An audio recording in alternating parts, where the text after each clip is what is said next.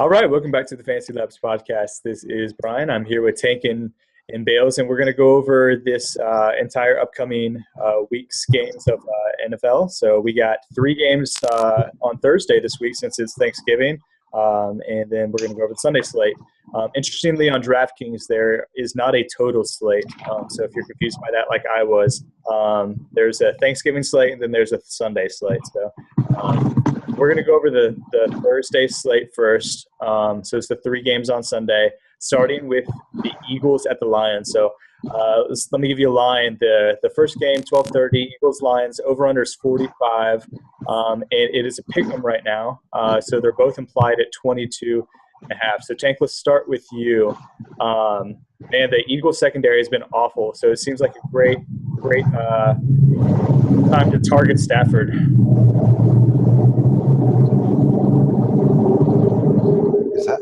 Did y'all hear that? Who is that? Yeah. I'm not sure. Hang on. I don't hear anything. Dang it. It's gone now. It was something was real loud for a second. Yeah, it was like a train coming through or something. Yeah. But we still going? I mean, so I'll just start off by saying I haven't had I'll a edit chance to this. watch. You edit out? Okay. Yeah. All right, I go. really haven't had a chance to watch all the film yet, but I've seen the highlights. And, I mean, it was about what you expected from Toast and that Philadelphia pass defense. I mean, it's crazy that a running back can rush for over 200 yards and then you can throw for 5 touchdowns on the defense too. So, with that being said, it seems like, the Eagles' defense is ripe for the pick. And Stafford and those guys, I mean, they are improving on offense, but at the same time, I mean, they're not explosive, but this could be the matchup that gets them over the top. So, I mean, I mean, you could definitely take a fly on Stafford. I mean, I think anyone would like to match up with Megatron on Toast. And, Tate could probably get some burn on the opposite side, too. Their running game is still pretty anemic, but they were able to run the ball against the Raiders when they needed to seal the game.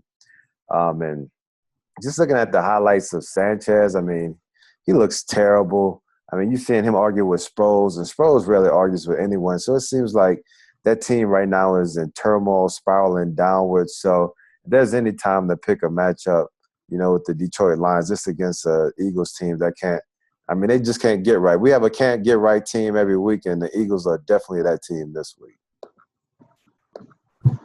Yeah, I think that it's going to be tough to fade Calvin. I mean, you have a 3-game slate. You definitely have to play Calvin in the 3-game Thanksgiving slate. So, there's just not that many great receivers. You have Dez.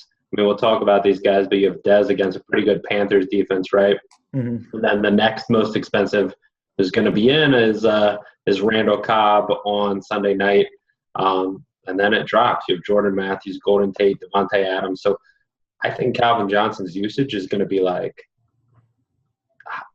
I think it's going to be like 80%, honestly. I think it's I'm not kidding. I think it might even be higher. It's going to be ridiculous, right? So, but it's so hard to fade him because, I think Stafford to Calvin is probably the best stack on Thanksgiving.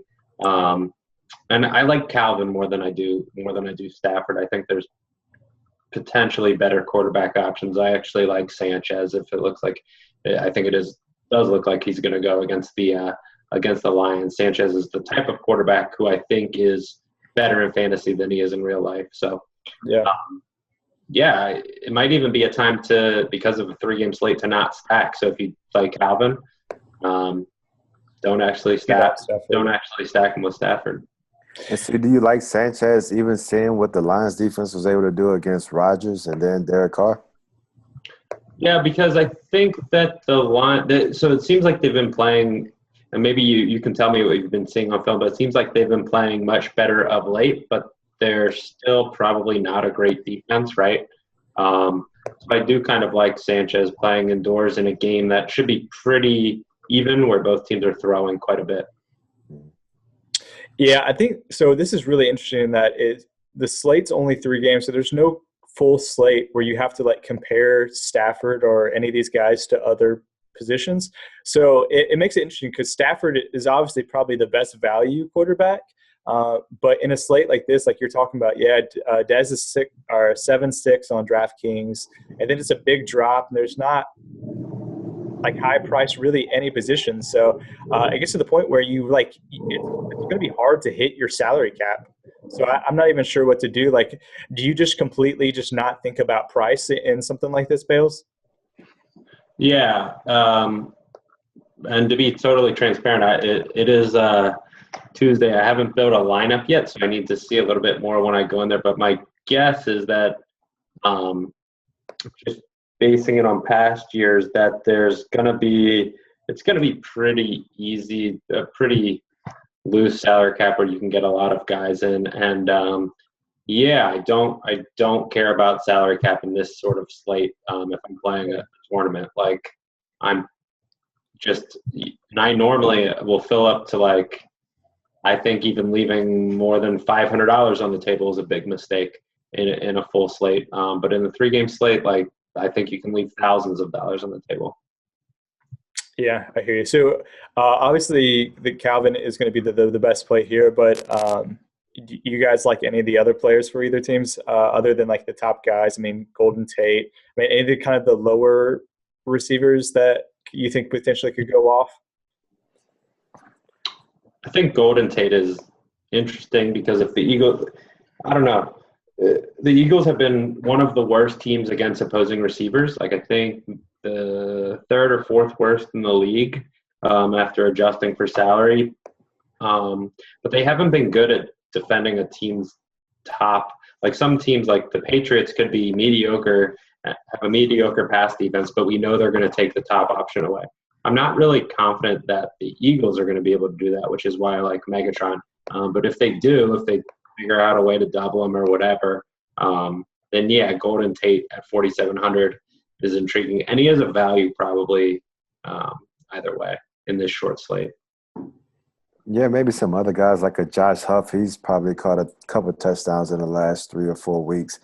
I think he's a viable play. And then they've seemed to integrate Ebron more into the offense with Detroit. So definitely look at him. And then Lance Moore, he's caught a couple of garbage touchdowns, but I really don't like the number of targets that he's getting. I think he only had 1 catch last week, but he's the guy that'll piss you off more than anything because he's stealing touchdowns from the other Lions receivers. But I don't know if you have the marbles to play him unless it's just GPP and then you just throw him in the lineup and hope he catches a touchdown or 2. Yeah, I think you have to play some of these fringe guys, especially in a 3-game slate where the pricing's so soft. You're just going to have to differentiate your lineup. So, yeah, really kind of a lot of these players are playable. But let's move on to the next game on Thanksgiving. It is the Panthers at the Cowboys. Over-under is 45.5. And again, this is a game with that is a pick 'em. So they're at 22.75. And so kind of really the same sort of spot as far as scoring and over-under as the other game. Interesting, the Panthers kind of had a close game for a while, then Cam exploded and they just scored all the points last weekend. So Tank, what are your thoughts on this one? Man, Panthers look great right now. I mean, they've been a team that's just been dominated by their stellar defensive play, and the offense would do just enough. But like you said, I mean, Cam and those guys just exploded last week. They're running the ball well. They're actually giving Stewart touches in the red zone, so he's becoming more and more a viable play as a cash game option. And then Cam is just – I mean, he still has really bad mechanics. I mean, he throws off his back foot all the time, but he's just in the zone right now. This is like a basketball player in the zone. Like, he can't do anything wrong. He's throwing off his back foot and just throwing lasers that are right on target. So, I mean, regardless of his matchup, it seems like Cam is just always in play. I really like Jonathan Stewart. I think a fringe player that you can use is Funches. I mean, he's starting to come on and get more and more targets. Greg Olsen is always a viable cash game option. And then, I think a lot of value is added to the Dallas Cowboys guys once Romo came back. I mean, I was really high on Darren McFadden, and he proved that point last week just because when you have a guy like Romo who commands the offense the way he does, it takes a lot of pressure off the other guys, so they have to focus more on trying to stop him and making the checks in the pass game. So that opens up lanes for Darren McFadden. And then, of course, getting the ball to Dez, Witten, and Terrence Williams. I mean, that offense is clicking right now. So I think you have a lot of viable options on both sides, but I mean, I think Dez is probably going to be hindered a little bit just because, I mean, you look at I'm going to bounce around a little bit, but, Hopkins and his performance against Revis Island last week. And, I really don't think that's comparable to this matchup because I think Josh Norman is playing the best out of any cornerback this year.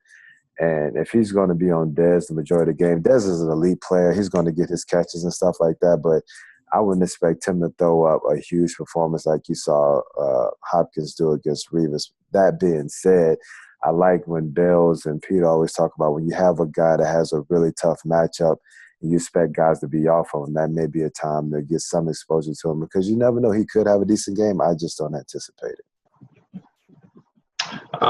For me, I think that there's two main players that are really pivotal. One is Darren McFadden, who I think you just have to play in cash games. I think that he's getting so many touches, and he's only $5,500. He has a 96 bargain rating on DraftKings, which means he's just like severely underpriced relative to his pricing on some other sites. And the spread has now moved to a pick'em in that game. So I think this looks like a bad matchup when it's maybe in terms of game flow, I don't think it necessarily is. And then even in terms of how good the Panthers are on defense, I don't think it's necessarily that bad. They're really good at taking out a team's number one because of Norman, their number one receiver. But I don't think they're going to have as much trouble running on Carolina as some other people do. So I like McFadden. I think McFadden is by far the top running back on DraftKings this week. And then the other player is Greg Olsen. And the reason is because there's six there's 6 games. He is by far, I think, the top tight end. He's the scarcest player at any position, right? So I think he's going to be in a ton of lineups, like almost every lineup. Like we're going to see Calvin-esque usage on Greg Olsen, where you need to decide if there's someone else who you like in tournaments. If it's Martellus Bennett or Witten or Ebron. I'm not sure, but I just think that he's a really, really pivotal player. I'm not sure which way I'm going on him yet, but my inclination would be that he needs to be in cash games, and you probably need to fade him in tournaments. Yeah, so do you think you could so I think a potential way to still keep him in tournaments is just to go 2 tight ends. So you kind of get the value, but maybe have a unique lineup, or do you think that's going to be popular? Well, I think that you have a unique lineup anyway, right? But you still have a tight end who's at 80% ownership or whatever. It just depends what you think he's going to be at. But no, I don't think that would necessarily matter that much. You can get you're going to have a unique lineup anyway. Like, but it's rare that you create a lineup that someone else has. True. Even in a 3-game slate, right? Yeah. It's just going to. Yeah, GPPs on this 3-game slate is just going to be really hard. They're going to be really hard, but if there's a player who you love, who you know people aren't going to – if you like a Lance Moore or something, I don't, but if you did, that's a player to go all in on, I think, and just hope that it's – Yeah, you have to really sell out to be contrarian in a slate like this. But, yeah, I kind of agree with both of y'all's takes on that. So I do later in actually, once we finish the next game, I will say the way that I think that you can be contrarian in a really good way in these slates. Okay, sounds good. So let's move on. Stay tuned. Oh, the teaser. All right, sounds good. Let's move on to that game. And it is the Bears at the Packers, and over-under is 46.5. Packers are 9-point favorites. So put some 5 points. Chicago, obviously a lot lower than anyone else on this Thursday. Thanksgiving slate at 18.75, and Green Bay is up at 27.75, so obviously the highest. So, Tank, we'll start with you and then get to Bales' awesome breakdown.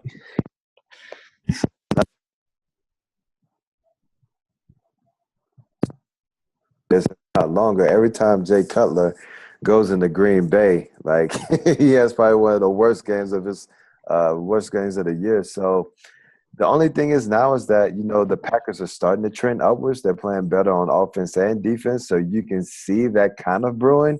But I think this is a different Chicago team. I mean, they lost a close one to Denver last week. Didn't get a chance to watch the film yet, but I know it's competitive, and that's a really good defense that they played. Probably a better defense than they'll face this week. And so I think this may be a more competitive game. So where in the past I would always play the Packers, defense against Chicago in this matchup. I'm not sure if that'll be the case this week. Just guys that stand out to me. The Packers are improving on defense, but they've still been susceptible to the run. So I think Langford is a good play here just because he's going to get a lot of touches in the run game as well. Like if they get behind, if the game flow goes how, it usually does, then he's going to be used in the pass game as well. Really like Rodgers. I think those guys are starting to hit their groove here. And if I had to choose one receiver that's going to go off this week, I had a beat on James Jones last week, and that came to fruition. And I'm feeling like the man's going to be Cobb this week. So, either one of those receivers can get off on any given moment. He just kind of cycles through, but that's just a little hunch of mine. And then, with Eddie Lacy going off last week, I'm not sure what Stark's status is. That run game is a mess. So, probably steer clear of them. I know Richard Rodgers, he's been more involved in this offense. So, you can definitely see him getting some play. And then an outlier who was balling for the past couple of weeks and then went silent last week, Miller, the tight end for Chicago. And then, of course, you can't forget about Alshon Jeffrey. If he's healthy and he's playing, that's a wonderful matchup against the Packers. So I think this game is a little bit more competitive than we've seen years past, Chicago versus Green Bay in Green Bay. It could be a high-scoring affair where you can get some, as Pete would say, good fantasy goodness out of a few of the top players. Yeah. So I think that there's the thing that scares me about Chicago is they're projected at 18 points, right? 18.8 implied points right now. There's probably not really that much fantasy upside to go around there. I kind of like Martellus there. If they're going to be down, they're 9-point dogs, I think, right now. I'm probably going to be throwing. So Martellus Bennett is a little interesting to me at 4K, even though he's been bad.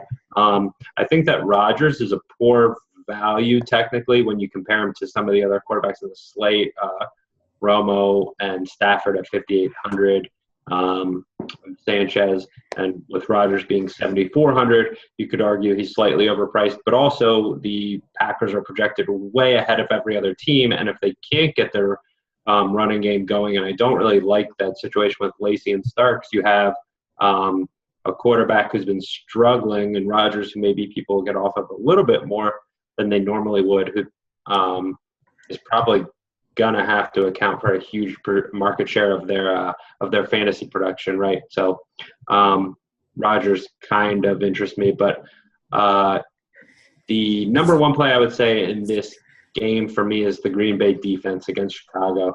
I just think that's an obvious cash game play. You have the Packers as 9-point favorites, where the other games are actually both now at Pick'em, so we don't really know who's going to win those games. Packers forcing a quarterback in Jay Cutler, who we know is prone to making mistakes, taking sacks, although he hasn't done that as much this year, but taking sacks and throwing the ball into traffic late when the team is down. It's just a really good situation for them. So I think the Packers are the top play from this game. And your way to be contrarian. So the way to be contrarian.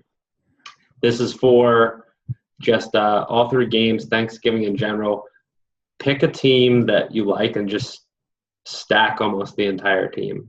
And I think that that's the best way to – you're going to be super contrarian with that. So if you like – I think the Packers are going to be overrated because of that projection. They are projected 5 points higher than every other team, at least 5 points higher. But it's just like they spread the ball around so much that I don't know that it's just really, really difficult there. Even if you are stacking like a Rodgers, Adams, Cobb, Lacy, Starks. Yeah, I don't think you can do two running backs, but yeah, if you think that the Cowboys who aren't projected that poorly, they are a pick 'em against the Panthers. They're at home. I think they are going to play pretty well. If you like the Cowboys, you can go Romo, and they're probably the best team right now in terms of value. I have Romo as the top value quarterback actually, and then McFadden as the top running back. You could go something like Romo, McFadden, Dez, and Cole Beasley or Terrence or something. Yeah. I just think that people stick to these rules like, okay, I can only stack with one receiver or maybe two when it's a 3-game slate. You don't need to do that at all. Yeah, and I think that you could potentially stack 2 running backs, like if Forte and Langford are. I think you can do that. Yeah. Yeah, I mean, we saw Doug Martin, Charles Sims both, have really good games. Obviously, that's not like the probability of that happening is not good, but like on a 3-game slate, if you just have to be contrarian to win. So yeah, I agree with that. That kind of just overloading a stack might be your best way. Yeah.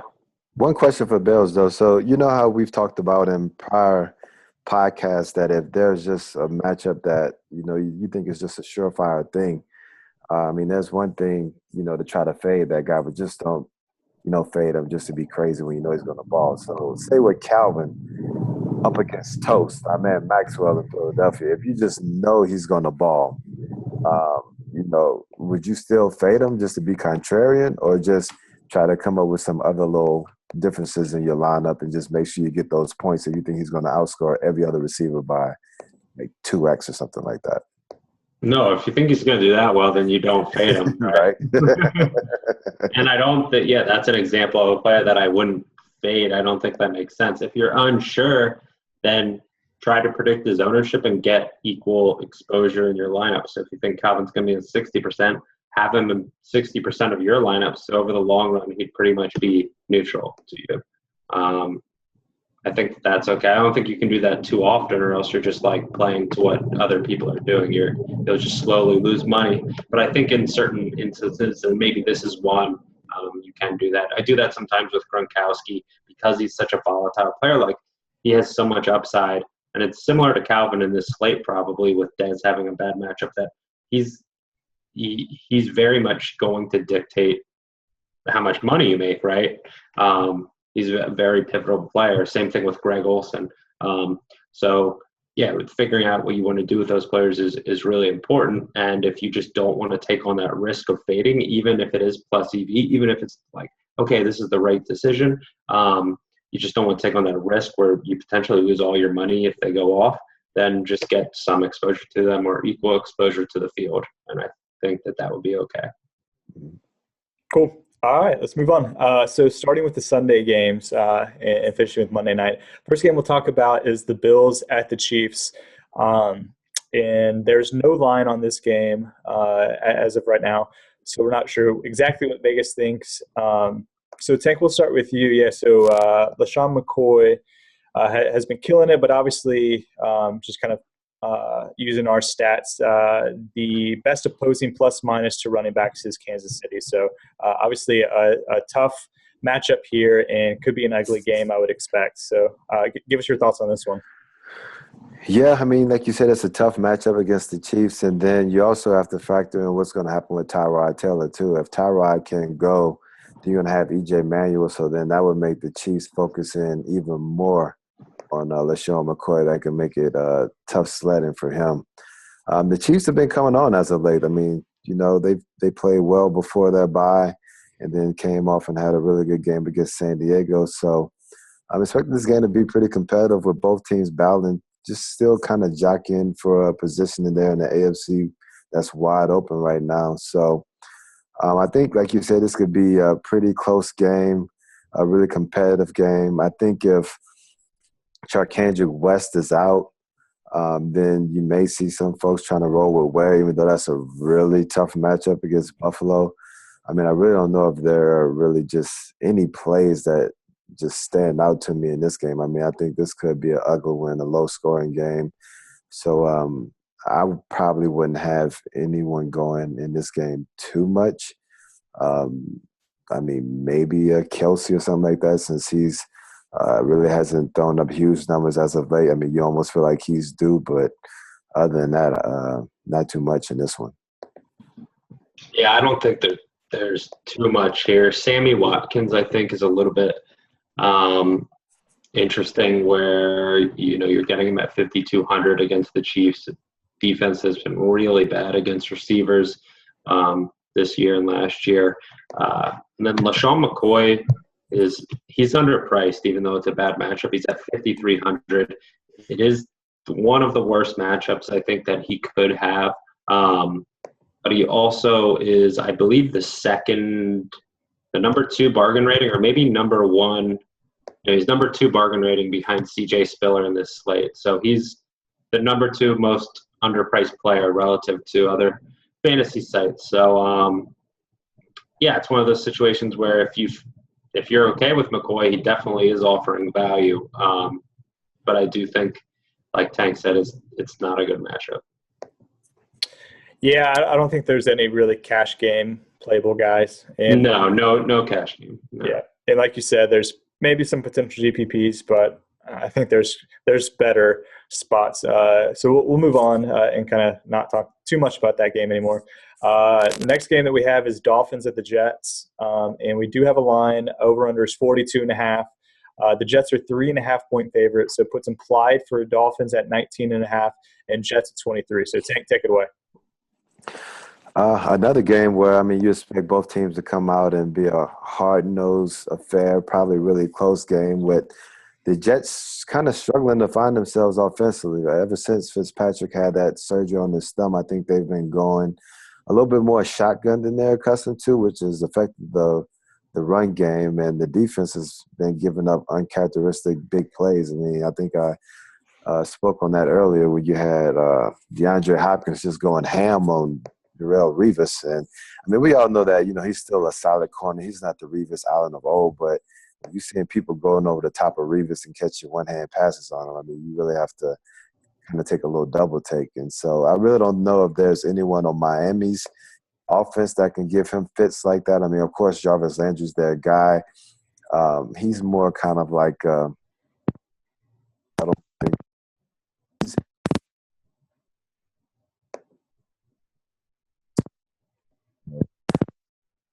a little bit better matchup for Revis. Expect this game to be, closely played as well. Probably not. You see goodness out of the quarterbacks, Tannehill. Just depend on how the run games go. You think Ivory could have a decent matchup against Miami. They've been, probably towards the latter part of the pack against the run. And then the Jets, they just might be a matchup where GPPs, he has a tough matchup, but they can end up, giving you pretty good fantasy production. And that may be about it. I've been leaning on the Jets defense earlier this year, but they really haven't been able to come through the past few weeks. So probably wouldn't roll with either of those defenses this week. And then, even looking at Brandon Marshall and Eric Decker, those guys every week cash plays. We're starting to see some spots in them as well.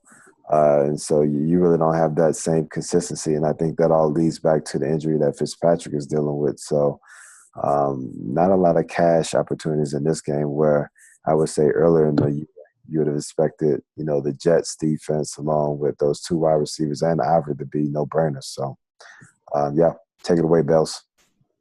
I kind of like Decker at 5,800 for reasons that I think I talk about every show, which is that, he can score at an elite rate, and he's proven that. He just continues to score, and no one rosters him. He shouldn't be 5,800. And then Fitzpatrick could theoretically interest me at min price 5K. If it weren't for other quarterbacks who I think are underpriced, so Brian Hoyer against the Saints, who we'll talk about, also min priced. Johnny Manziel at 5,100, and then Blake Bortles at 5,900, I think are probably all better options. So whereas I might like Fitzpatrick, other weeks I don't really like him given the other options in his price range. Yep, I agree with all that. I will say that the Miami defense is the second worst in terms of opponent plus minus on the slate. They're giving up 3.1 points over expectation to wide receivers. So that kind of definitely affirms the plays of Marshall and Decker for sure. They do have low bargain ratings on DraftKings, so you might want to put your exposure a little more on FanDuel for them, but I think they're probably definitely playable on both sides. So let's move on. Vikings at Atlanta, and let's see if we got a line. Let's see here. The line is, over-under is 46, and spread is Falcons -2, so it puts implied Vikings at 22 and the Falcons at 24. So, Tank, what are your thoughts on this one? Honestly, I think this is a game the Vikings go in and win. Atlanta really disappointed me just because, they were kind of struggling going into the bye week. They lost that tough one in San Francisco. When you come back off a bye week, you're playing at home against a team that's been struggling with a backup quarterback and you can't get the job done. That's really telling to me. So, I expect the Minnesota Vikings coming off that tough loss to Green Bay to kind of reassert themselves in the NFC. And so I think it's going to be a heavy dose of Adrian Peterson. So regardless of how that matchup looks on paper, I'm just really high on him as far as them using him to be the catalyst to kind of get back on track. We've seen, wide receivers have some success against the Minnesota cornerback. So Julio's always in play, and I think it's a decent matchup for him. Mm-hmm. Hankerson getting healthy, getting more involved. I mean, you can see him being, a viable play. Tevin Coleman, I'm not exactly sure what his value is right now, but he's at 43 on DraftKings. He's at 43, yeah. So if he gets to start, that could be a decent play right there. And as far as the quarterbacks, like Bales said, I really haven't gone through any lineups or anything like that, but I'm pretty sure there are probably some better plays out there just with both defenses. I mean, neither of them are dominant, but they can put up decent performances here or there. I think when you look at the next game that we're going to talk about, that Houston versus New Orleans, you're trying to talk about what quarterbacks you want to throw in. I think you'd rather have either one of those quarterbacks than Matty Ice or Teddy Bridgewater. So that tells you all I need to say right there. And there may be some guys I left off, but I think those are just the ones that stand out to me the most. Adrian Peterson, Julio Jones, and maybe Tevin Coleman. Yeah, I think Tevin is an auto start if Freeman's out at 4,300. I don't think that's a debate. It's just there's no one else in that range. He's just gonna get all, most of the carries. Even though I do agree with Tank that I think that the Vikings could win this game. It's going to be close, most likely. I don't think that. I find it. I don't think it's likely that the Vikings come in and blow out the Falcons, where Tevin Coleman's just not getting carries or something. No. And then, Adrian Peterson, I think, is probably the top play. Otherwise, if Devontae Freeman starts, I prefer Peterson at $1,000 cheaper than Freeman in this game. Again, I think it's going to be a close game. Playing indoors in Atlanta, the running back position in general, with in the Sunday slate, if we're ignoring Thanksgiving, is tough. Like, it's just a really, really difficult position to assess this week where Peterson stands out. And I actually think Peterson's going to be a very, very popular play this week. Yeah, I agree on the take that Coleman's kind of an auto play. The only guy that's potentially kind of in that lower salary range that's going to get a significant workload would be Javorius Allen, taking him for Forsett in the Monday night game. But Coleman's probably the best value. I thought it was interesting when Freeman went out, they didn't cut down on their run game and kind of go pass heavy. They still kept the touches going through the running back. And actually, Tevin Coleman led the NFL last week in red zone carries, despite not even playing the whole game. So I definitely think that he's an auto play because of the workload for sure. So let's move on to the next game, which is obviously one that we want to focus on, which is Saints at the Texans. Over-under is 47.5. Spread is Texans -3, and so Saints are implied at 22.25, and Texans are at 25.25. And man, we missed the Saints last week, but we get them again this week. That lovely secondary that we get to target. So, Tank, what are your thoughts? Man, you get that Saints secondary against Hopkins. I mean, boy, that's Yeah. that's one of those things where it looks like a match made in heaven. That's for damn sure. So I mean, like you said, I mean, I think there's a lot of really good plays in this one if it goes how we think. I mean, of course, Brian Hoyer is a really good cheap option against that Saints defense. Hopkins, I think Nate Washington gets some play. Cecil Shorts could be a factor in GPPs. This could be a game where Alfred Blue can actually get off because the Saints have been kind of middle of the pack against the run. If you're looking at the other side of the ball, I mean, that's the thing, too. I mean, of course, the Saints, we know that they switched defense coordinators. They went to Dennis Allen from Rex Ryan. And honestly, I mean, well, I guess Dennis Allen got the Raiders job when he was with the Saints. But, I mean, you know, his defenses have struggled. And that's the thing, too. You can switch coaches. You still have the same personnel. You can't install a totally new defense in a bye week. So there's going to be some carryover. I mean, the only thing you can hope for when you switch from a defensive coach is that, you know, having that different philosophy, that different voice speaking to the players will create a different reaction and result as far as the guys going out there, whether it's effort, execution. That's all you can really hope for. The scheme won't really change too much. So that being said, if they execute better, I mean, that may bring down Houston's, you know, opportunity to throw up a lot of points, but I really don't see that happen. I mean, you still got Browner back there who's leading the league, I think, in, you know, pass interference penalties. And those guys just haven't been able to cover. They haven't been able to rush the passer. They just shitty. And so I think this is a really good matchup for Houston. I mean, I think Breeze and those guys are going to try to hold the fort down. So he's definitely in play because Jonathan Joseph is kind of sometimes in me. Sometimes he plays well, and then other times he gives up a lot of plays. This could be a game where it becomes a shootout and you get that Breeze the Cooks, Breeze the Snead. I think Watson has still been coming on a lot. And, you know, I think, like, historically, like, if you look at the Houston Texans the past 3 years or so, I mean, they've been, you know, probably below average against tight ends. So, I mean, maybe that can be an opportunity for Watson to get off too. Yeah, that pretty much covers it. I mean, of course, you know, that Houston run defense has been around the middle of the pack, so I expected Ivory to have a better game, but they've been running a lot out of shotgun. But this could be one where Mark Ingram could have a decent performance as well. But I would be higher on the pass catchers just because the Saints are going to give up so many points through the air that Breeze is like going to have to throw the ball around a lot to try to stay in this game. Yeah, so the Saints have given up 9.7 points above what you'd expect based on opponent quarterback salaries over the past year. And Incredible. 3 teams in the league are above 3.5, and they're at 9.7.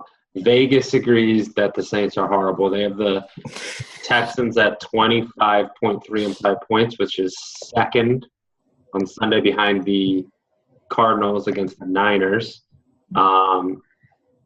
I think that Hoyer is like an amazing play. Yeah. He's min-priced.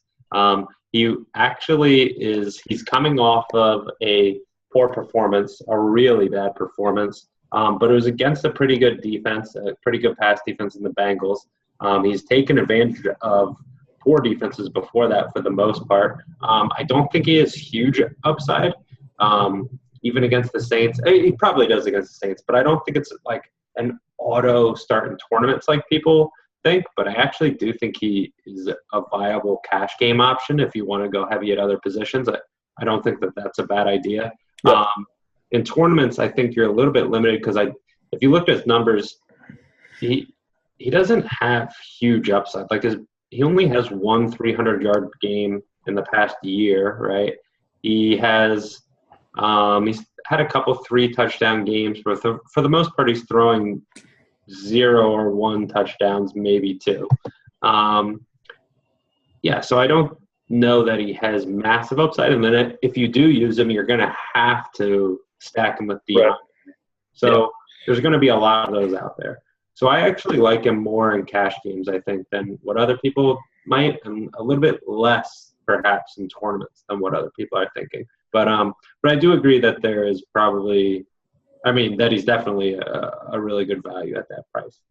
Yeah, I think I'm okay with him more in tournaments than maybe you are, but it's just because I think Hopkins kind of single-handedly gives him a ton of upside. Like he could have just a massive game where like his line is good enough for Hoyer. You know what I'm saying? Like he could have 2 or 3 touchdowns.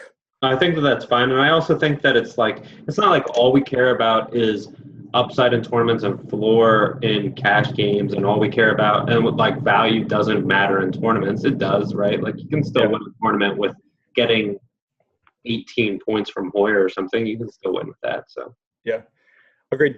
Yeah, I think this game is pretty easy. I'm not super on the Saints just because the Texans' defense has looked really good lately, and they're playing on the road. Yeah, they've looked really good. There's no one else really I like in this game. I think that Hopkins is definitely like someone that you look at in tournaments, but I actually like some other players because I think that the narrative is that he's going to go off against the Saints, whereas the Saints are actually worse over the middle of the field, I think. And they're obviously going to be keying in on DeAndre. So I'd prefer, for example, Odell Beckham, who I think is going to have lower ownership when he shouldn't, at $400 cheaper against the Redskins.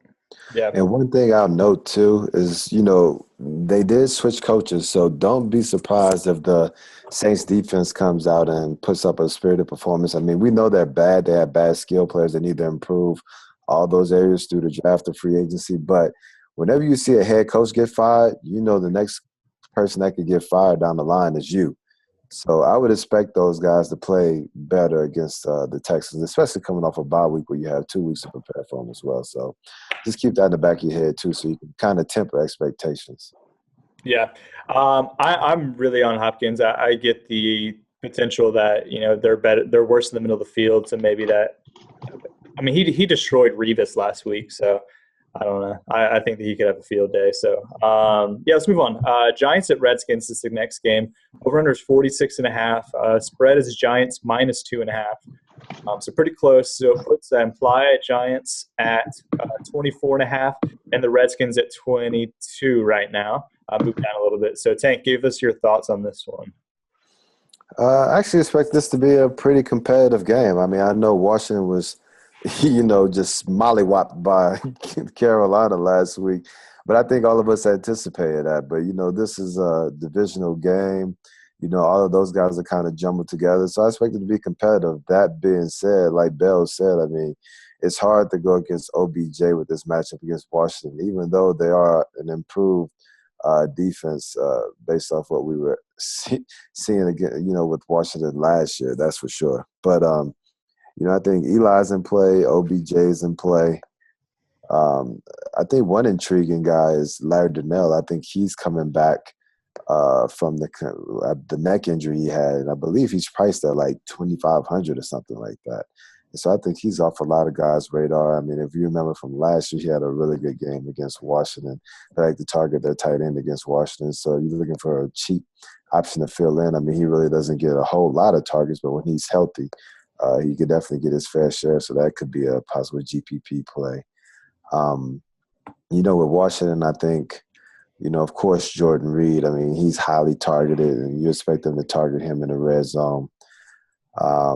Those running backs, I mean, you never know who that's going to be, so it's kind of hard to touch them. And the wide receivers, now that you have D-Jax back, you have to try to pick between D-Jax, Garcon, Jamison Crowder, all these other guys. So I think I was going to target a pass catcher to be Jordan Reed. And then that damn Kirk Cousins, man, Captain Kirk. I mean, he had that really good game that we all expect against the Saints. But I think just based off matchup, I have to use him. And if you look at the Giants' defense, they've been pretty good as a fantasy defense. I mean, that being said, the Redskins have as well. So I'm not sure. I mean, this game could end up being one of those lower scoring games, even though it has the makings when you look at it from the outside that it could be a shoot. I mean, it could go either way, honestly.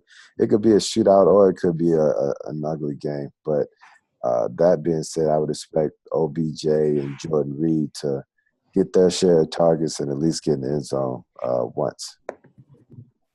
Yeah, I think those are the two guys that I'm most on. I really like Beckham, and I've gotten killed by Beckham over the past year. So he's not the guy that I typically roster in tournaments, but I like him a lot this week with people on DeAndre. And, I think that the Redskins really can have the potential to struggle on the outside. The Giants projected at 24.5 points, but they're only 2.5-point favorites. Both teams could be throwing.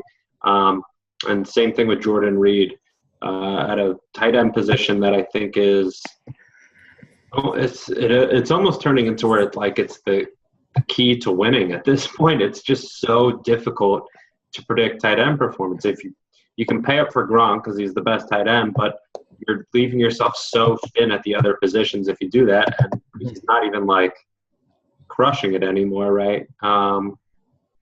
Yeah, so I'm just it's very difficult. And then Jordan Reed is one of those guys who I think is sort of in between in the spot that I normally wouldn't want to be, where I'm either paying up for Gronk or going really cheap at the position.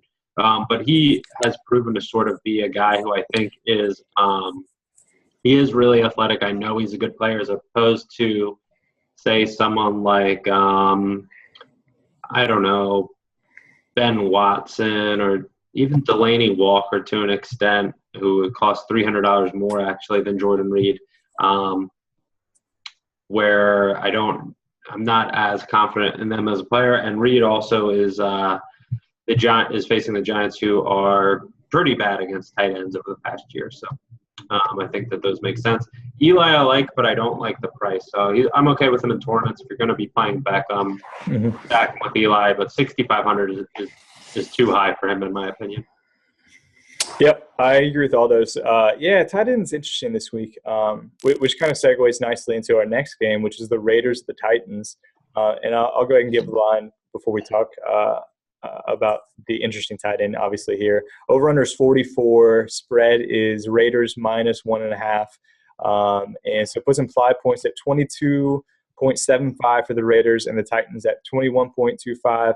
Obviously, there's a lot of people who targeted Ebron last week and he put up a dud. But, according to our opponent plus minus, the Raiders are still giving up 7 points over salary-based expectations, which is pretty easily the worst, even despite that dud from Ebron, which is incorporated in our data, obviously. So Walker so I guess I'll be interested in your play. So Tank, give us your thoughts first on this game. Obviously a disappointing game from Carr and the Raiders last week, but do you think they can bounce back? Well, they need to. I mean, I think they're still in the playoff race. I mean, that was one game that I was able to kind of watch all the way through, and they weren't able to establish the run. I mean, they just seemed off sync. I mean, he had a lot of errant throws. I think Amari Cooper only had 4 targets, and he only had a catch for 4 yards. They had a bunch of drops. So I think this may be one of those games that's hopefully an eye-opener for them and they can just bounce back. But that being said, Tennessee's defense has been playing better this year. And so I think they definitely have a tougher matchup this week than they did last week defensively. That being said, I mean, I like what you alluded to early on. Like, the Raiders have been historically bad against tight ends, and then you go with a guy like Delaney Walker, who's obviously Mariota's favorite target. I mean, that's definitely a matchup that you have to look at. And he's an athletic guy too. I mean, of course, he's not on the level of Jordan Reed, but Delaney can definitely run. He has wheels. He has good hands. Has a really good grasp of the system, and the guys like to target him. So, especially if Kendall Wright, I think Kendall Wright may still be out. And if that's the case, then he's going to get the lion's share of the targets. And if you flip it around, I think the Raiders will probably make a concerted effort trying to get Amari Cooper more involved in offense this week. So you can look at Cooper, you can look at Crabtree, those guys. The Titans have been pretty good against the run, so I'm not sure how much upside Latavius has, but of course he's going to get his fair share of carries.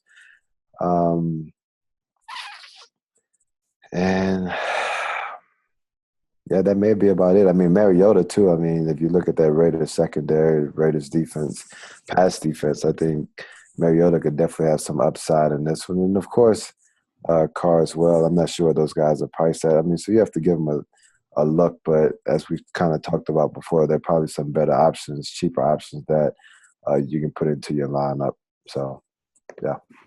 Yeah, I think you mentioned the interesting player here, Bryan, is Walker, right? The Raiders are basically like the Saints against tight ends. opponent plus minus of 7. They've given him 7 points above expectation to opposing tight ends, which is crazy. I said that I think that Reed is a better player perhaps than Walker. I still think Walker's in play just because of that. It'll be interesting to see. I'm having a difficult time deciding. We're sort of predicting what Walker's tournament ownership is going to be because it is a very obvious matchup to me. And honestly, I've seen some things on Fantasy Labs that I think are changing ownership a bit, where we have some players who are using our tools and then seeing the same things that we see, and it does change tournament ownership, especially at higher stakes. But the narrative of the Raiders being really bad against tight ends, which I think people still know is true, was really didn't seem like it was at its peak like a month ago. Like we don't have that same sort of where everyone's talking about how bad the Raiders are against tight ends. Yeah. And when you combine that with Walker's price, which is actually pretty high, I think it at least partly incorporates the matchup. Where normally he might be. I mean, he's $700 more than Kelsey, who's in admittedly a bad matchup, but he's $3,000 more almost than some of the min-priced tight ends. So it's a lot. He's the third highest priced, only $400 cheaper than Eifert, and $300 more than Jordan Reed. So I don't think that it is where you're getting a discount on him per se. Yeah, that's fair. Yeah, he is getting a ton of volume. He got 8 receptions last week against Jacksonville. He is Mariota's favorite guy. But you're right, he did bump up in price. He was in the low 4K range a couple weeks ago, then bumped up to the mid 4K range. Now it's up at 54 on DraftKings. So you're right. Yeah, he's jumped almost every week except for one. I think he has jumped in price, right? So that's generally so like we have that general rule, right, where a guy who jumps in price, we don't want that. So he's jumped $2,000 since the beginning of the year. Yeah. And we also need to factor in, okay, well, he's a bigger part of the offense than we thought he would be, right? Mariota clearly likes to throw to him. And matchup, sure. Yeah. So, it's just I think he's probably closer to where he should be than what people think. Maybe he should be, up to the high 5,000 or something like that. I certainly don't think he's out of play for sure. Yeah. I also think that if I prefer Jordan Reed, actually, I think. Gotcha. Yeah, that's fair. I will say before we move on to the next game that I kind of like targeting the Oakland pass game in this game just because a lot of people had Carr in their cash game lineups last week and put up a dud. So I assume that recency bias will take a lot of people off Carr, and I still think Carr has upside. So I think you can potentially target him in a tournament and get that. So let's move on to the next game. Over-under is 46.5 for the Chargers and Jaguars. I guess I should say the game. Chargers and Jaguars, over-under is 46.5. Jaguars are 4-point favorites. Puts implied points. San Diego at 21.25 and Jacksonville up at 25.25. So pretty good number for Jacksonville. So Tank, give us your thoughts on this one. I really can't wait to watch that San Diego game from last Sunday just because – I expect that to be a more competitive game, and then Kansas City just came out there and waxed them. And, they weren't able to do anything on offense. I saw a clip of Phillip Rivers and Antonio Gates, arguing, Gates was telling him, yo, I'm going to beat your ass. And I'm like, yo, what? Those two guys are arguing? So it's one of those games where either they're going to kind of come together and try to right the ship or all hell's going to break loose. And, they're playing against a formidable squad. I think – as I said earlier this year, this isn't the Jacksonville Jaguars of the past. They've been playing and improving on defense, and now that offense has just been playing well fairly consistently. And they have a really good matchup against San Diego. I think, a guy who a lot of people haven't been on, but the matchup has to dictate it is TJ Yeldon. You definitely have to get him in some lineups just because San Diego's been really bad against the run. And then, of course, Blake Bortles has been playing well. Allen Robinson Allen Hurns, those two guys have basically become, or, 1B of the 1A option of, Brandon Marshall and Eric Decker. I mean, they've been that good and that consistent. So where they're viable cash game plays each and every week. So you look at those guys, and then on the flip side, we still, I mean, like I said, they're improving, but it's not like they're a juggernaut. So, Rivers, if he can get his act together in that offense, but who's he going to throw it to? I had, Antonio Gates in some lineups because I'm like, he's without Malcolm Floyd.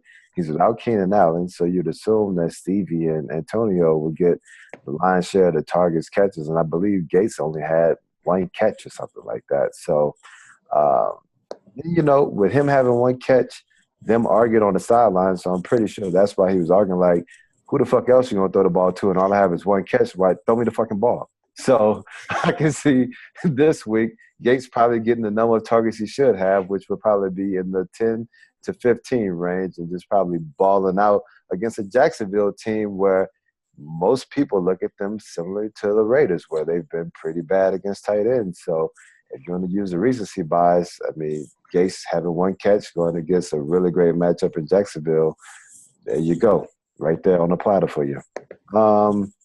And I think that's about it. If there's some other ones, I'm pretty sure Bales are covered, but that's my spiel. I think that the best value in this game is actually probably Blake Bortles, who I mentioned before, 5,900. And it's a good time to get him, I think, where he's coming off of a poor game. But before that, he's been throwing the ball really well, at least a few weeks ago, I should say, where he had 3 or 4 300-yard games, I think, in a month, and 2 touchdowns at least in like 5 straight games. You're getting at 5,900. The Jags are actually projected as the second best offense, tied for second with Hoyer's Texans, behind Palmer and the Cardinals. They're projected by Vegas at 25.3 implied points, projected to win by 4. So I really like that Vegas is also on the Jags. They're not really giving the ball to Yeldon all that much. I think that at 4,800, he's sort of interesting, but I mean, he hasn't scored more than 13 points in a month, basically. So I'm not too high on him. On the Chargers side, I think Stevie Johnson, just because of the guys who are out, and then also a wide receiver, Allen Robinson is just maybe one of the quiet, most consistent players in the league. So he, I think, had at least I want to say 6 catches or 45 yards or something in every game his rookie year. Now his game log the past few games, 19, 16, 21, 21, 20, 26. He gets between 9 and say 12 targets every single game pretty much. Just very, very consistent. So even if he's not technically a great value, which I don't think he is at 7,300, I'm still going to consider him in cash games, and I'll actually consider I probably won't do it because I think there's a couple better values than Bortles at quarterback, but I wouldn't necessarily have a problem if you stacked Bortles with Robinson in cash games. I think that that's potentially a profitable play. Yep, I agree. I think Robinson is an elite cash game play. You're right, kind of despite the fact that he's priced up a little bit. Yeldon, I think just kind of how the slate's setting up where you have Tevin Coleman and Javorius Allen kind of are right around that price range. You could potentially get him in a contrarian spot, but I don't think he has really the upside to warrant that. So definitely not cash. Too much risk, I think. Definitely. And Gates and Stevie are interesting. I don't want them in cash in either of those guys, but I think both are viable tournament options. So, so let's move on. Rams at Bengals is the next game. Low over-under here. Looks to be kind of a brutal game. Over-under is 42.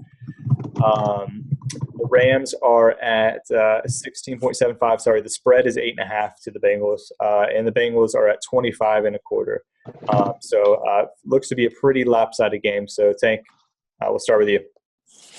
Yeah, Bengals coming off 2 tough losses.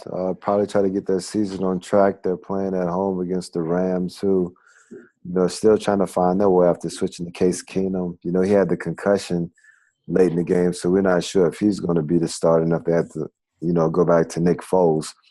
If they do end up going back to Nick Foles, and I think the Bengals defense is definitely in play because Foles hasn't shown me anything this year. Just thinking of the Bengals, I mean, that St. Louis defense is pretty tough, though. So it could be tough sledding for the Cincinnati Bengals wide receivers. I think there's just a lot of uncertainty with this matchup. So this could be one of those games where you maybe go in, a few, some exposure to A.J. Green just because, he's going to be a tough matchup and some folks may be off of him or something like that. But I don't know if there are any really obvious plays besides Todd Gurley. I mean, if you think about, the one game that just popped into my mind was the Cincinnati game against Seattle earlier this year, and that's when Thomas Rawls really came on the scene. And so we think about Cincinnati being a good defense, and they are, but at times they've struggled against the run, and they're going against probably one of the best running backs in the game right now in Todd Gurley. And in a situation where the Rams need to lean on him to keep that offense afloat. So definitely, targeting Gurley because, he's just going to have a lot of touches, whether it's in rush attempts or in the pass game where he's being used a lot more than probably a lot of folks anticipated. Yeah, I think it's interesting with Gurley. They're 8.5-point underdogs right now. They're projected at only 16.8 points. It is a really tough situation, I think, for Gurley, but he can contribute a bit in the passing game, like you said. The play that he's not getting enough targets though, where I feel comfortable, where he's like a I don't know, like a Deion Lewis or something, where I just know that he's going to get targets. The play that I like the most is actually Dalton to Green in tournaments. I know that it's a bad matchup, but I don't think that the Rams are. There's a few reasons that I like that outside of, above what, the public perception is that the Rams have a really good defense, which they do, but they're better up front in the front seven, I think. I don't think that they necessarily have a cornerback that would be able to stop A.J. Green. They can only stop him if they can get to the passers. So it's just a matter if they're going to be able to get to Dalton. But the Bengals are projected at over 25 points. A.J. Green, like Tank said, I think is going to be not really that popular. So I think he's 7,300, 7,400 in a matchup that looks like it's not that good. But it's according to our opponent plus minus, it's more or less average. It's actually a plus 0.5, which means that the Rams have been basically average against they performed as you'd expect against opposing receivers over the past year. And a big part of that is, they have some small cornerbacks there who I think take some chances, right? Like Janoris Jenkins and players like that.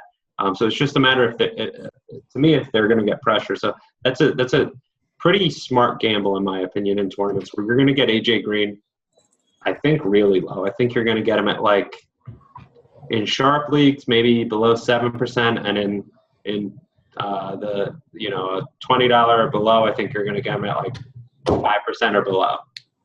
So I'm pretty much going to do that every time, especially when the Bengals are projected as well as they are.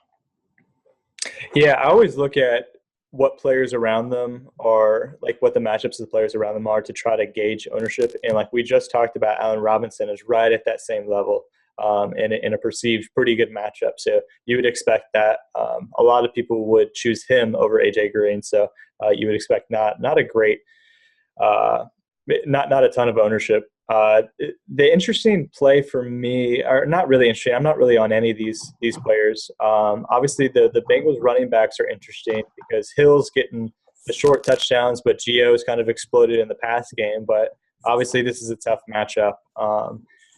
And I would be okay going against a tough matchup in a tournament, but I'm not really sure where the volume's going to go to. So I'm probably not on them either. So probably not just really on this game at all too much. I do like the A.J. Green in tournaments for sure, but no cash game plays in this matchup to me.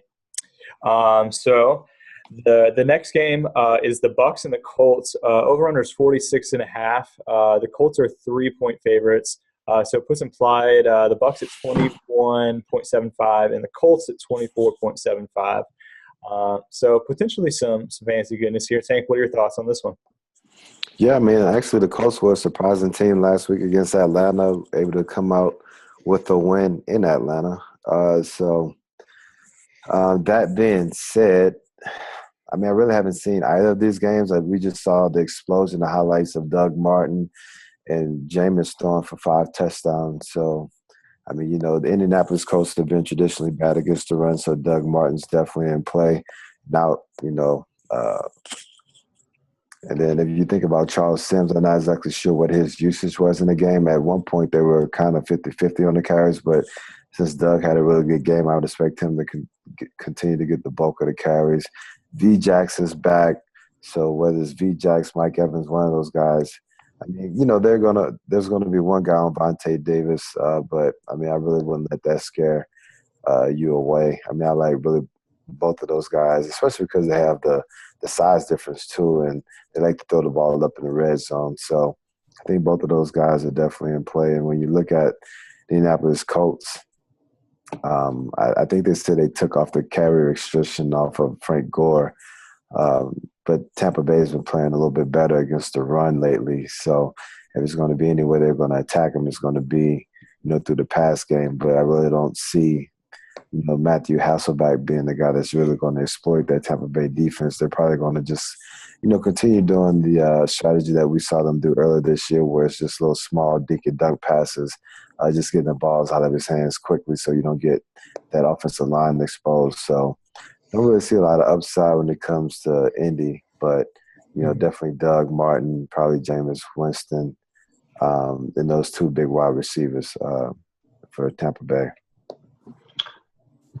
Yeah, I think that this is a really interesting game. You have Hasselbeck at 5,400, who is probably technically a value, but like we said, there's a whole bunch of cheap quarterbacks who I like in that range. Boyer, Bortles, who we already talked about. There's another one coming up that I don't really think he's playable. I don't think he has a ton of upside where you're necessarily going to play him in tournaments either. And there's also a problem in Indy where you don't really know who to pair him with, right? Like, they just spread the ball around even when he's in the game. I do like Vincent Jackson if we think that that Vontae is going to be on Mike Evans, which would probably make sense, right? We have to monitor that. But if that's the case, then V-Jax does make some sense. And then Indy defense at 2,000 is kind of interesting for tournaments. They're facing Winston, who's played really well of late, but they are 3-point favorites. They are at home. The Bucs aren't projected that well. Winston still has done some. He's still been relatively. He's made good decisions. He's been really good overall, but he has been an okay quarterback, I think, to go against, or you'd think he would be in this situation, perhaps, if Indy can get up. So I don't know if I'm necessarily going to have exposure, but at 2,000, it's pretty interesting where you can afford a lot more. And then the other thing is, can you guys name I believe it's the only 2 quarterbacks, just doing research, who have exceeded their salary based on their cost, they exceeded expectations every game this year? Bortles is one. I don't think he is. Bortles is it? Blaine Gabbert definitely is one. Well, okay, that have started. No, Bortles did not exceed expectation last week. Okay. He had 12 points. Okay. I don't know.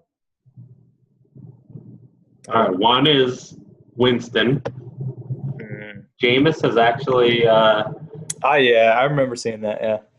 Exceeded expectations in every game this year. One game, week 2, is barely, but he has. And then the other one, which is more impressive because he costs more, I think, is Carson Palmer, who I think is just like an obvious cash game play at this point almost every single week. He's 7,100, so he's, I think, $900 cheaper than I know we're not talking about this game, but $900 cheaper than Brady playing the Niners. So Carson Palmer and Jameis, the most consistent quarterbacks this year. Like we all expected, yeah. Yeah. Go ahead. I got to head out. Okay. Yeah, anything else you guys want to hear from me? Any other talk about this game or anything? No. No, All right. Thanks, guys. Thanks, Bales. Later. All right, see ya. All right, so Tank and I are going to take over the rest of the pod and break it down. So stay tuned. So I'll give my thoughts quickly on the Bucs versus the Colts. I think the play in tournaments, I think everyone's priced fairly appropriately. So I think the play in tournaments is obviously to fade the Tampa Bay running game, just because recency bias is going to put a lot of people on those running backs. So I think the play is to target the obviously the Bucs receivers. I'm not super on Evans because of what we talked about with Vontae being on him. So I think my favorite play, really the one that I'm focusing on in this game, is Vincent Jackson, who obviously sees a better matchup. And if you think that the contrarian move is to kind of fade the run game and go with the passing game of the Bucs, then I think that is an interesting play. So he's kind of the guy that I'm most on in this game. So we'll move on. We got 4 games left. The next game is the Cardinals and the 49ers. So over-under is 44.5. Big spread. Cardinals are 10.5-point favorites. So puts implied points. Cardinals at 27.5 and the Niners at 17. So Tank, give me your thoughts. Yeah, first off, I guess you always have to comment that the Niners defense plays better at home. That being said, I just think they're going to be outmatched by Arizona. They've really come into their own, the past couple weeks, just because, they're trying to prove that they're, a formidable, team in the NFC, and that, instead of just being good enough to make it and maybe win a playoff game, they want to show that they're the best team, not only in the NFC, but in the league. And they're playing that way. And so, I expect them to come out with another great effort. Carson Palmer, definitely high on him. It depends on which wide receivers are healthy. Yeah. We saw J.J. Nelson get off last week, but that could easily be Nelson. That could be Floyd. That could be Brown. Yeah. Of course, Fitz is going to get his targets. That San Francisco run defense has been a little so-so. They play better run defense at home, but that could be one of those, plays where you'll figure that a lot of people are off CJ and he can have himself a game. So he's definitely in play. And Blaine Gabbert, he is who we all thought he was. He had a pretty good game against Atlanta, and they showed well, but we see that Atlanta is just kind of floundering at this point. That Arizona defense is pretty tough, and they're able to expose and make some really good quarterbacks look shitty. And so I wouldn't expect Gabbert to have too much success against them, especially the way the Seahawks were able to kind of have their way with him last week. So I'm not sure if there's anyone on that San Francisco offense that's worth targeting. So basically, if this game was on Turkey Day, then you would just stack your entire lineup with Arizona and let it ride. Yeah, I agree. I think pretty much all the wide receivers for Arizona are in play. We're not sure exactly about Michael Floyd, about whether he's going to be available, but at 38 on DraftKings, he's obviously one of the best bargains at wide receiver on the slate if he plays. He just had been killing it lately and sat out last week. But so monitor that, because if he's in play, he's kind of an elite tournament option, can explode for over 100 yards and a couple of touchdowns. So definitely play. As Bales talked about, Palmer, even at 7-1, he's just exceeded price. He's been super consistent. So I think if you want to go him in cash, it's fine. And then obviously, kind of just depending on how the wide receiver shakes out, I guess you could bump up Fitzgerald and Brown if Michael Floyd doesn't play. But I think really they're really all in play. I guess you could worry a little bit about game script, about maybe they get up on the Niners. I'm not super worried about that, because the Niners are at home. Like you said, they play a little bit better at home. So I'm really on all of these guys. I think they're fine plays. Blaine Gabbert, you're right. He did play well last week, but I don't really anticipate that's going to keep up. So I am obviously really high on the Cardinals defense. I think they're an elite play at 3.9 on DraftKings. So so really nothing on the San Francisco side, but I really kind of like a lot of the Arizona guys for sure this week. Cool. Let's move on. Next game that we got is Steelers at Seahawks. Over-under is 45. And spread is Seahawks -3.5 at home. And so it puts implied points at Steelers 20.75 and the Seahawks at 24.25. So what are your thoughts on this one? Two teams who, when you think about them, additionally are really good playing defense, but both teams have given up some decent yardage in the run game this year. So when you look at Thomas Rawls, probably being – I'm not sure what he's priced at, but probably being reasonably valued against Pittsburgh's run defense. And then D'Angelo Williams have an opportunity to run against Seattle. I think if we go back, I referenced that Seattle-Cincinnati game because Rawls went off on Cincinnati, but at the same time, the Bengals running backs had a really good game against Seattle as well. So both teams can give up some plays in the run.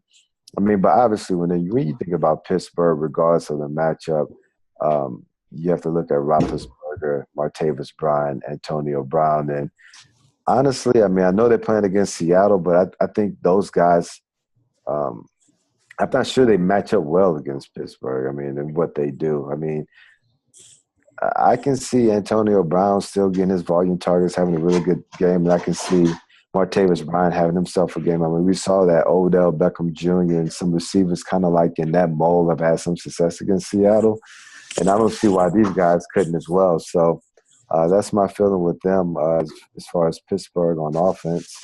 And then you do the flip side. I mean, Russell Wilson had a better game last week, and he'll have his opportunities here against Pittsburgh. I'm not exactly sure he's priced at, but there are probably some better QB options. Where is Russell priced at? He is at he's at 6K.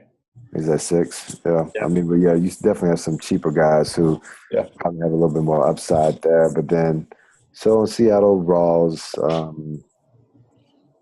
I mean, you always have to look at Jimmy Graham just because he's an elite talent, but they just don't target him enough. I mean, it's mind-blowing for them to give up what they gave up to the guy there and still not know how to integrate him into the offense. I mean, I think they did a better job at integrating Percy Harvin into the offense, and I still feel like they didn't really use him enough.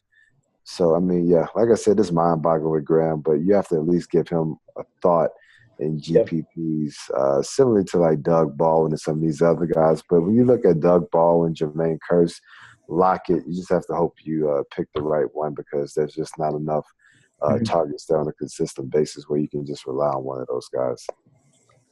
Yep, I agree. I actually like this game for fantasy purposes. I think people might be scared off because of the Seahawks, but you're right. I don't really mind Pittsburgh in the spot. I think that it could potentially take the public off both Roethlisberger and Antonio. So I'm on both of those guys, and obviously Martavis. I don't think really the Seahawks got. I mean, they're obviously a good defense, but I'm just not too scared of the matchup, and I think this could potentially be a shootout. On the other side, I like a lot of these guys too. I really like Russell at 6K. I think he's in a really good spot, a great tournament play because I don't think a ton of people would be on him. And you're right about the receivers. We're not really sure who's going to go to. I think an interesting guy is Lockett, not necessarily because I think that he's going to continue to get a lot of targets. He had 2 touchdowns last week, obviously, but so it's not like I'm predicting that again, but just kind of the eye test, he looked good doing it. So I think that there is good signs there for his future. I'm not sure if it'll manifest itself in terms of fantasy points this week, but definitely a guy to keep your eye on. Rawls is an elite play if he plays. It looks like that he could play for the next couple weeks. So at 4-5, we talked about a couple of these guys. 4-5, he's in that same range as Coleman and Javorius. So I think he's definitely a lead play in cash games and tournaments. Had a heck of a game and a ton of volume last week. Obviously I'm good. So I really like all these guys. I think that you could potentially target this game alongside the Arizona team, like we talked about before, as potentially a lot of fantasy goodness. So let's move on. Patriots at the Broncos is the Sunday night game. Over-under is 44, and the Patriots are 3-point favorites on the road. Puts implied points at Patriots 23.5 and Denver at 20.5. So what are your thoughts? Obviously, looks like to be a good game. Yeah, honestly, I could see this game playing out similar to the game we watched last night with the Patriots playing the Bills. I mean, Yeah. Denver, they know they're playing with a young quarterback, and so they're going to have to limit the Patriots' points in order to win. So with them playing at home, I expect them to come out with a similar game plan as Buffalo, just trying to pressure Tom, get the balls out of his hands quickly, make sure you stop the run. And just kind of let that guide you. And so that's what they're able to do, kind of limit, his opportunity to scan the field and get the ball downfield. And so, with that rush defense that Denver has, I think that, they have a good opportunity of replicating what we saw last night. And, with having Aqib Talib and all those guys back at full strength and playing well together, I think it could be another low-scoring game. That being said, I mean, Brady's the highest priced quarterback. I think there are definitely better options out there than that. I mean, I really wouldn't touch him this week. Amendola went down. Aaron Dobson went down. So if you're going to target anyone on New England, you have Gronk and you have LaFell. Yeah. Those would probably be the guys you have the best chemistry with. So you expect those guys to be targeted. Denver has given up some yardage in the run game, so maybe LeGarrette Blount's in play, but any of those guys, I mean, of course, they wouldn't be cash plays just because of, the defense that they're facing. And if you flip it around, you have Osweiler, who could be an interesting GPP play for the simple fact that, New England has given up some large plays in the past game, and he has that monster Demaryius on the outside. And depending on where Emmanuel Sanders is health-wise, I mean, those are two former wide receivers who can make big plays for you on the outside. So those guys are definitely in play in the GPP format. Those running backs, just hard to really gauge who's going to be the guy, so really haven't touched them. And those defenses, I mean, I think both defenses are likely in play just for the simple fact that I think it's going to be a low-scoring game. So that's why I like those, but that's the only reason why. And that's it. Yeah, I agree with pretty much everything you said there. I'm probably on the New England defense a little more than the Denver side, just because I think Osweiler's okay, but I think that New England potentially put some pressure on him, and I don't think it's an elite play, but I think it's an interesting tournament play. I don't think there's any cash options really in this game that I'm looking at. Obviously, Gronk is always an option. I'm not sure how much exposure I'll have to him. It's obviously not a great matchup, and I'm not sure if you're really going to get a ton of discount on his ownership, even with the tough matchup, just because tight end's not super great this week. So I'm not sure if I'm going to have a ton of exposure. I definitely probably go elsewhere in cash games, but obviously in tournaments he's fine. I think my favorite play, if I'm going to put my foot down on someone, would be LeGarrette Blount. I just think that you're right. It could turn into kind of a slugfest in a low-scoring game, and maybe both teams really just try to pound it, and maybe LeGarrette Blount is the play, and they just give him a ton of carries. So again, not cash options. You could go Demaryius, you could go some of these guys in tournaments, but if I had to pick a favorite tournament play, Blount might be it, because I think you could be contrarian at 5K, a little bit above those guys that we keep on mentioning, but the potential for a couple red zone touchdowns. So that's what I'm looking at. And last game, we got Ravens at the Browns. Let me pull up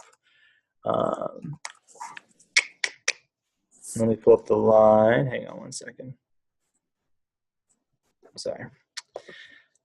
I didn't see a line earlier, but I'm trying to see if there's one now. So we do have a line, and it's moved a ton, actually. Over-under is 41, so really low-scoring game. And the spread is Browns minus 2.5.